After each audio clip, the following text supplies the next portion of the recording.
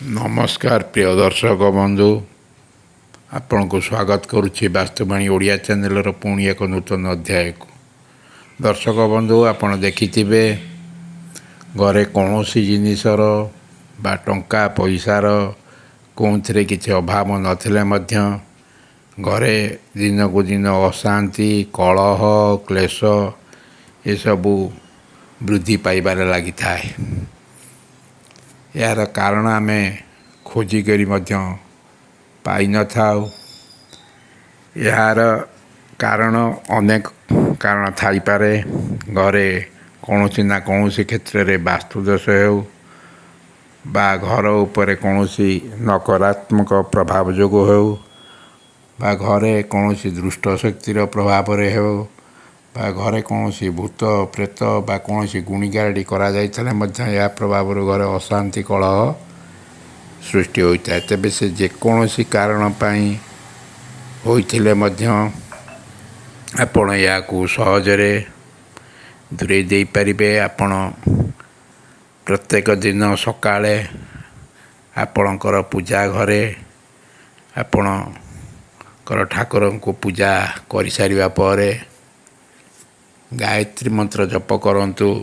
अति कम 108 थर हो कि 10 ରୁ 15 मिनट पर्यंत प्रतिदिन गायत्री मंत्र जप करंतु एवं कर्पूर आरती करंतु।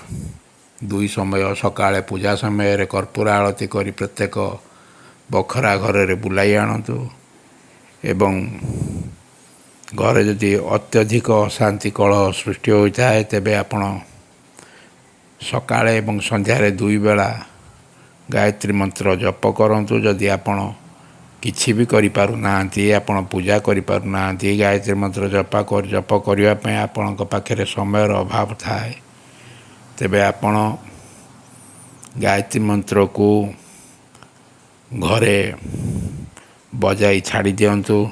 यार पवित्र धुन रे घर पवित्रमय हो जाए। घरे कौन नकारात्मक शक्ति जेकोसी दोष थाउ ना कहीं ता समस्त संगे संगे दूरे जाए एवं यह प्रतिदिन आपण जदि सकाळे एवं संध्यारे जदि गायत्री मंत्र जप करुछंती किंबा गायत्री मंत्र को घरे चलाई करी छाड़ी देउछंती तेबे यार प्रभाव यार धुन घर को पवित्रमय करि देइ थाए।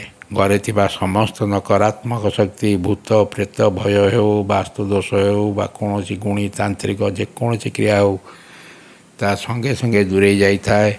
जदि आपण हिंदू नुहंती तेबे जदि कौन अन्य संप्रदायर होता तेबे आपणकर धर्म रे थिबा पवित्र धुन को मध्य आपण कैसेट माध्यम हो मोबाइल माध्यम हो आपण यह घरे 2 समय 2 बेला सकाळे एवं संध्यारे बजाई छाड़ी दियंतु।